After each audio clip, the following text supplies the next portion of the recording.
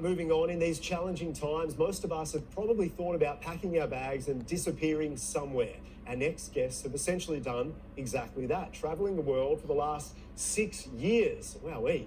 Jessica and Will Suero join us now. I have no idea where they are, but they're about to tell us. Hello, guys. Welcome to Ticker. How are you today? Hey, good afternoon. How are you? Really, really well. Now, firstly, where are you exactly in the world? We are in the south of France right now. Oh, wow. How's life in the south? It's a very early morning. The sun's still not up yet, so we're waiting. We're waiting. Well, thank you for getting up nice and early. First, take us back 6 years ago, if we can. Why did you exactly start this great adventure of yours? You know, we left the United States 6 years ago, not because we were unhappy in our lives or escaping anything at all. Basically, we wanted to spend more time with our kids. We wanted to educate them in the world, and we wanted to live a more minimalist, simple life, focusing on making memories with them rather than buying stuff. That makes a lot of sense to me, and it's probably not a bad place to not really be in America at these times. So just on that, when COVID-19 was announced earlier this year, where were you? You know, how did you hear the news and how did you feel about it?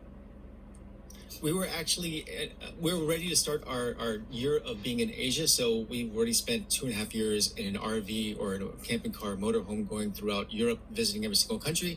And then at that point, we decided it was time to go explore Asia because that's one of our bucket list items.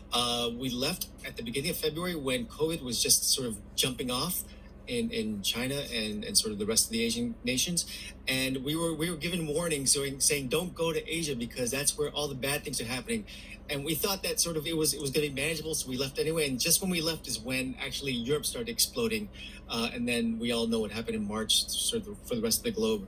And so we ended up being, I hate to use the word stuck because we were quite happy to be in Japan, but we ended up being there for 5 months. And our Asian adventure of switching countries every month and visiting 12 countries came to a really quick halt. So at that point, we'd said, okay, what are we going to do now? Well, we have French visas, so we said, we'll go back to France. And so we landed back in France, and our plan was really to buy a house and fix it up with the kids.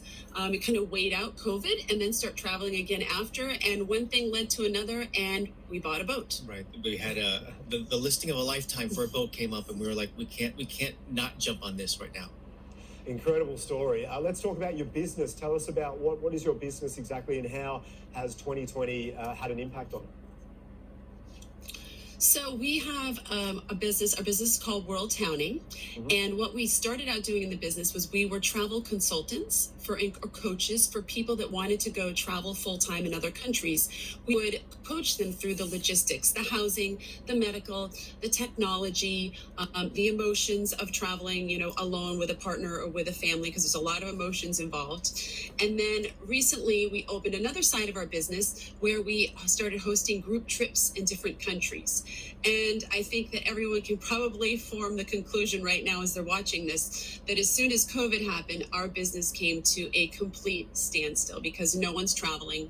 And no one at this point really wants to learn anything about traveling because we don't know when COVID's going to end. So at this point, we're on a pause, we like to call it, because we're quite confident that when COVID ends, people are going to realize probably, you know, now more than ever, let's go seize those moments. Let's get out and do what we want to do, because we never know when that moment's going to come that we can't do it anymore, right? Now, live for the now.